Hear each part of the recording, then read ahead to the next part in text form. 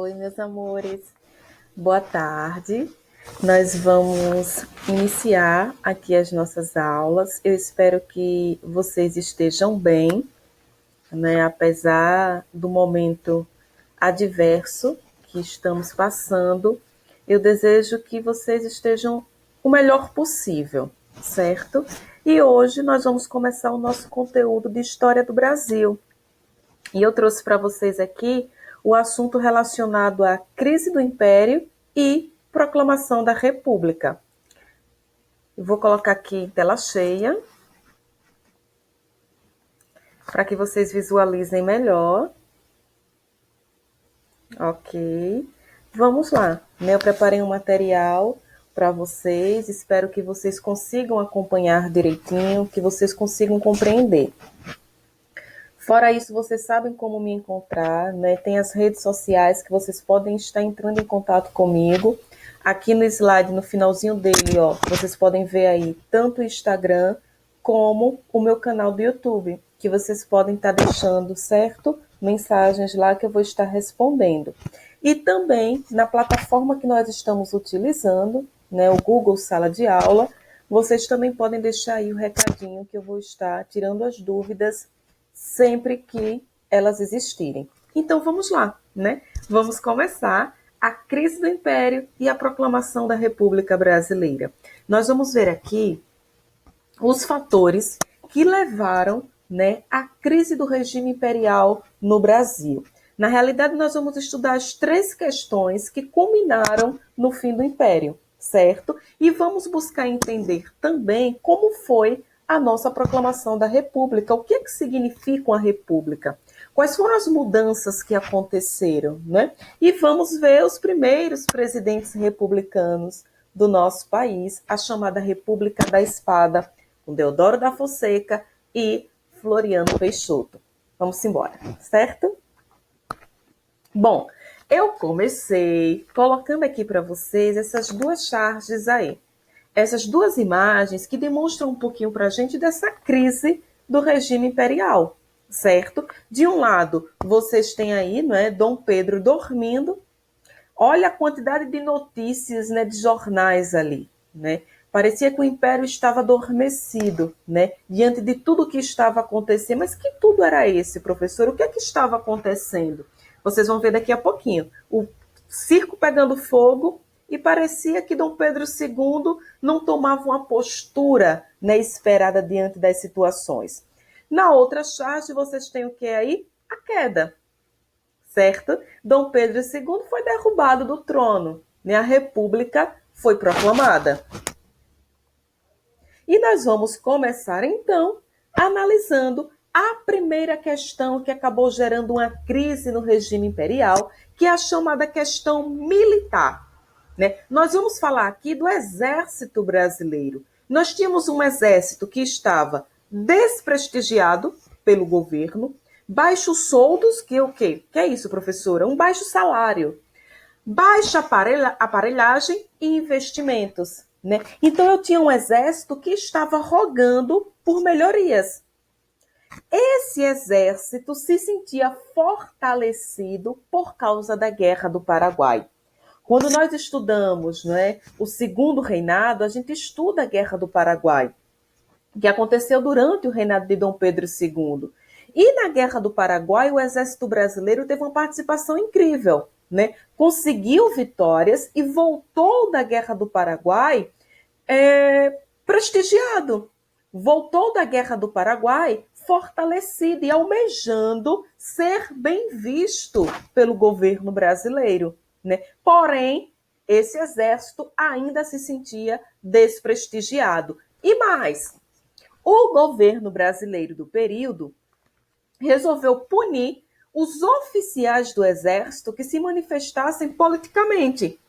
Teve um episódio bastante interessante que foi com Sena Madureira, que ele resolveu colocar uma notinha, né, elogiando um jangadeiro que havia se recusado a transportar escravos, porque o exército brasileiro também estava defendendo a causa escravocrata, ou melhor, o fim da escravidão no Brasil. Até porque alguns negros escravizados, né, em busca da alforria, lutaram durante a Guerra do Paraguai. Então, o exército passou a apoiar o fim da escravidão em nosso país. E aí ele elogiou esse jangadeiro que tinha se recusado a transportar escravos. E ele foi punido, ele recebeu uma punição. Então, os oficiais militares que se manifestavam contra o governo, contra as ideias do governo, eles eram punidos. Além disso, nós vamos ter o quê? A entrada de ideias positivistas. O Exército Brasileiro passou a apoiar ideias positivistas, uma corrente filosófica, né, o positivismo, que eu vou explicar melhor para vocês agora. Inclusive, a nossa bandeira, infelizmente não coloquei a imagem da bandeira aqui, mas acredito que vocês sabem que no centro da nossa bandeira tem escrito ordem e progresso, que é um lema positivista. Qual era a ideia dos positivistas, né, do Exército Brasileiro? Olha, o progresso no nosso país só será alcançado através da ordem. E quem vai ser responsável por manter essa ordem? Os militares. Então, havia uma desconfiança em relação à autonomia para as províncias e a República deveria ser dotada de um executivo forte. Então, essa era a defesa do Exército, essa era a defesa positivista, né? Um dos grandes filósofos positivistas foi Augusto Comte. Progresso a qualquer custo, mas dentro da ordem. Daí o papel do Estado como seu promotor, né? O Estado conduziria ao progresso. Esse Estado comandado por quem? Por militares. Então, o Exército Brasileiro, ele resolveu apoiar essas ideias positivistas. Então, vejam, eu tenho um exército que está insatisfeito com o governo de Dom Pedro II. Um exército que busca prestígio e que busca também, né, alcançar postos no governo. É tanto que a nossa república foi proclamada por um marechal do Exército, o Marechal Deodoro da Fonseca. Seguindo aqui, eu tenho a segunda questão que abalou o trono ali de Dom Pedro II, que foi a questão religiosa. Quero que vocês olhem com atenção a imagem. De um lado nós temos o Estado, que era representado por Dom Pedro II. Do outro lado nós temos quem? A Igreja.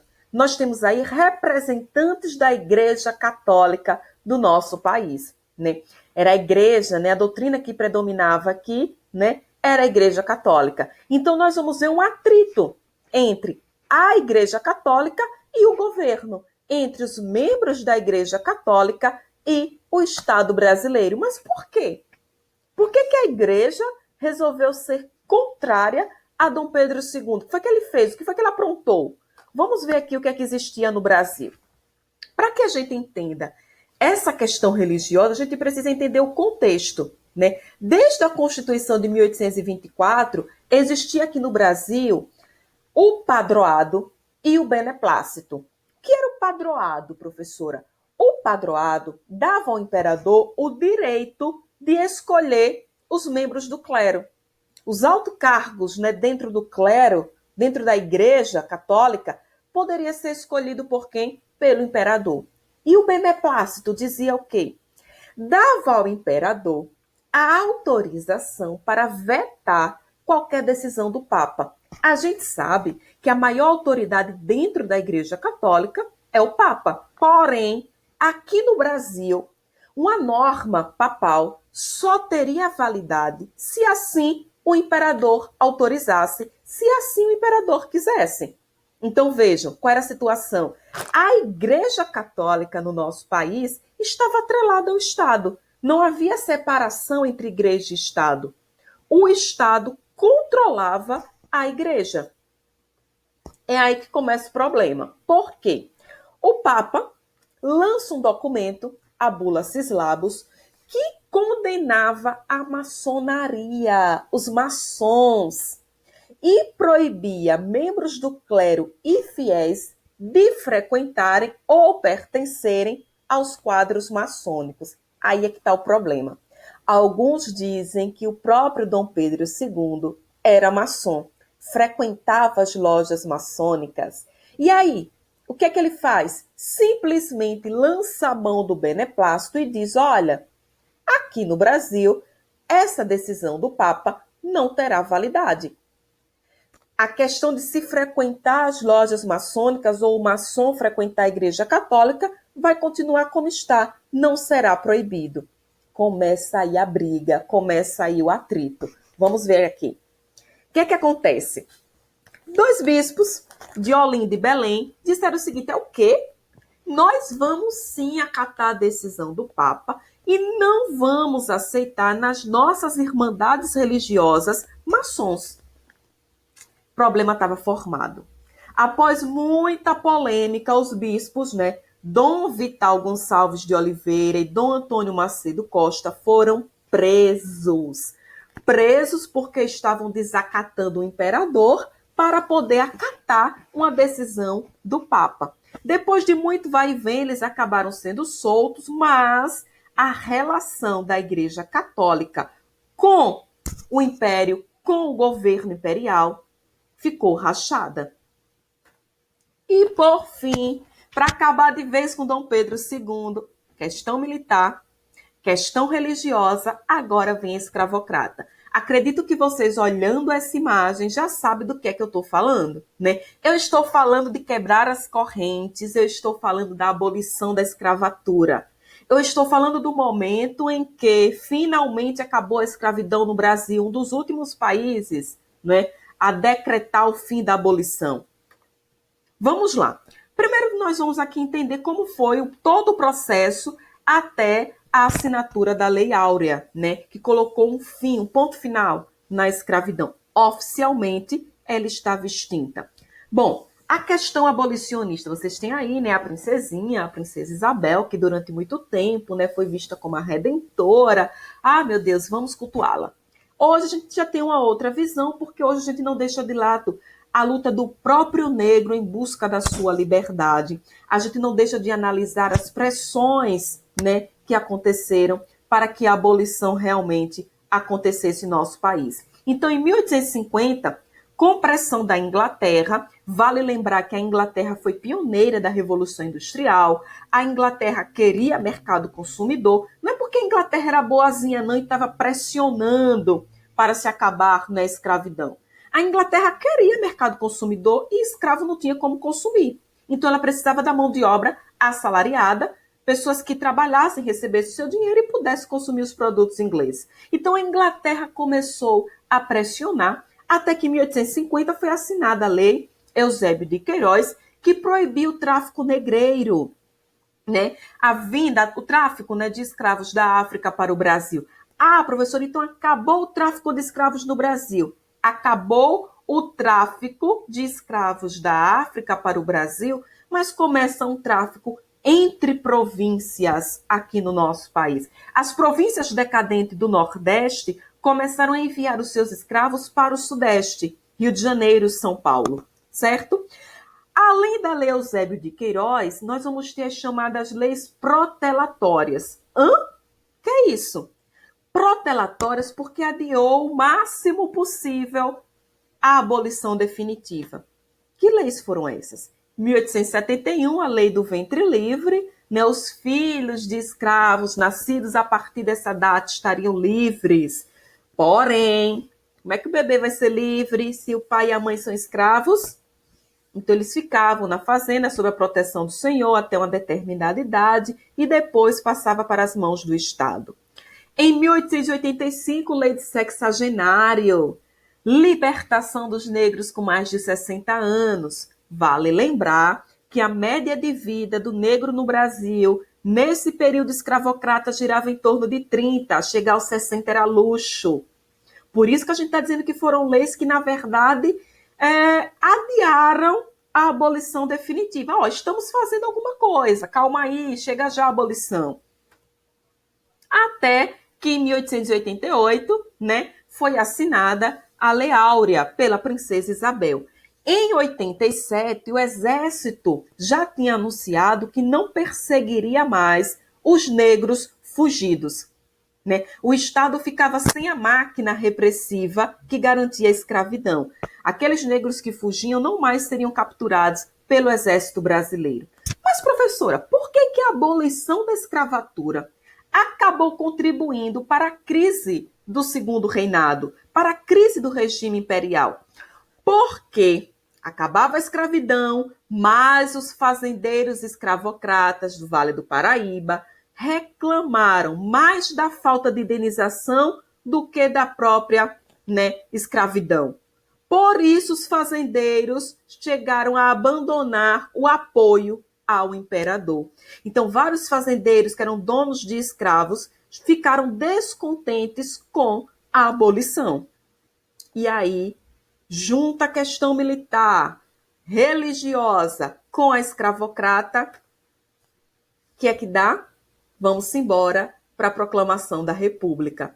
O Partido Republicano no Rio de Janeiro foi fundado em 1870. Em 73, o Partido Republicano Paulista. Diante de tudo que a gente viu, a Lei Áurea contribuiu ainda mais para que o imperador perdesse o apoio dos grandes latifundiários. Aqui nós temos algumas frases que são atribuídas a Dom Pedro II. Se tudo está perdido, que haja calma. Eu não tenho medo do infortúnio. Se assim for, será minha aposentadoria. Já trabalhei muito e estou cansado, irei descansar. O meu maior desejo é ter notícia na Europa de que tudo se passou sem derramamento de sangue. Na realidade, não teve mesmo não derramamento de sangue, viu? Ele foi lá para a Europa e o Marechal Deodoro da Fonseca conduziu o golpe que proclamou, a nossa República. Olha aí a notícia da época, Jornal Carioca, Correio do Povo, 15 de novembro, que até hoje é comemorado, O 15 de novembro de 1889, viva a proclamação da República. O Brasil finalmente deixou de ser uma monarquia e se tornou uma república. Tá, e o que é que mudava na vida do povo isso? Na realidade, Aristides Lobo chegou a escrever o seguinte: o povo assistiu bestializado à proclamação da República. Bestializado? Como besta? Não sabia nem o que estava acontecendo. Dormiu com as plaquinhas de monarquia, acordou com as plaquinhas de república. E daí, o que é que significa? Vamos lá. República, vindo uma palavra do latim, res pública, que é uma coisa pública. É uma forma de governo em que o chefe de Estado é eleito pelos cidadãos, Mas a nossa república, no início, foi chamada de República da Espada. Por quê? Porque nós tivemos aí 2 marechais do Exército comandando, Deodoro da Fonseca, que foi quem proclamou, e o vice dele, Floriano Peixoto. Vamos entender um pouquinho o governo de Deodoro. Primeiro que foi chamado de governo provisório. Por que foi provisório, professora? Porque ele não foi eleito, Ele assumiu através de um golpe. O que foi que ele fez nesse primeiro momento? Extinção do Conselho de Estado, nomeou interventores, expulsou a família real, separou Estado e Igreja. Isso aí foi legal. Naturalizou todos os estrangeiros que viviam em nosso país, mas o que vocês não podem esquecer de forma alguma, Constituição de 1891. Essa Constituição trouxe que novidade para o nosso país? Foi influenciada pela Constituição dos Estados Unidos, adotou o regime presidencialista representativo, divisão dos 3 poderes. Lembra que no Império nós tínhamos 4? Legislativo, executivo, judiciário e moderador, que era exclusivo do imperador. Não tem mais imperador. 3 poderes como existe até hoje: legislativo, executivo e judiciário. As províncias passaram a ser denominadas de Estado, foi implantado o federalismo, mas o que eu quero que vocês tenham em mente é a questão do voto. Voto direto, aberto para presidente e membros do legislativo. Quem poderia votar? O voto não era mais censitário. Censitário é quando o voto era baseado na renda. Agora mais não. Quem tinha direito ao voto? O voto era universal para homens maiores de 21, com exceção de analfabetos, mendigos, soldados, membros de ordem religiosa. Eita! Finalmente, quem é que votava? Uma minoria. Nós vamos pegar eleições onde 2, 3% da população pôde votar. Por quê? Porque a grande maioria estava excluída do sistema eleitoral, certo? Nós vamos ter a criação de um Estado laico, ou seja, a separação entre igreja e Estado. Com a Constituição, que previa eleições, não é, o governo deixou de ser provisório e se tornou constitucional. Deodoro foi eleito pelo povo, professora? Não, eleição indireta. Foi convocado ali, né, alguns membros, e ali se decidiu que ele continuaria no poder. Enfrentou oposição, decretou estado de sítio, né, até que a Marinha promoveu, né, a primeira revolta da Armada, ameaçou bombardear o Rio de Janeiro, pressionado após meses de governo, meses que eu falo a partir da Constituição, depois que ele deixou o governo provisório. Após meses, ele resolveu renunciar para evitar uma confusão maior.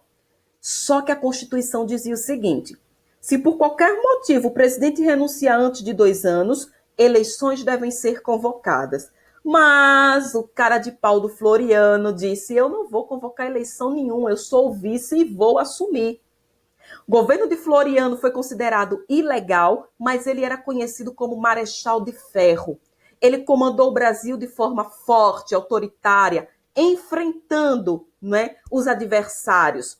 Mas também ele trouxe algumas melhorias, implantou reformas que favoreceram a burguesia e a classe média baixa. Lançou uma política de protecionismo alfandegário e baixou o preço da carne, do peixe, do aluguel. E durante o governo dele, aconteceu a segunda revolta da Armada. Só que Floriano era o Marechal de Ferro. Quando a Marinha disse, vou atacar, Deodoro fez o quê? Renunciou. Floriano fez o quê? Venha, você vai atacar e eu vou contra-atacar. Então, a revolta da Armada não deu certo e vários revoltosos acabaram indo para o sul do país se juntar com os federalistas, que lá no sul estava acontecendo um outro movimento contra Deodoro. Aliás, contra Floriano. Vamos lá. Que foi a Revolução Federalista. De um lado eu tinha os federalistas, do outro republicano. Acabou sendo uma guerra civil, né? Uma disputa, uma guerra civil. Floriano recusou o pedido dos federalistas, não é? Começa o atrito que se espalha por Santa Catarina, Paraná, e no final das contas, essa Revolução Federalista só acabou depois do governo de Floriano, certo? Mas uma coisa é certa, Floriano consolidou a República Brasileira. Meus amores, obrigada. Lembrando que dúvidas vocês podem deixar o recadinho e na próxima aula nós vamos continuar com a República Brasileira. Tchauzinho!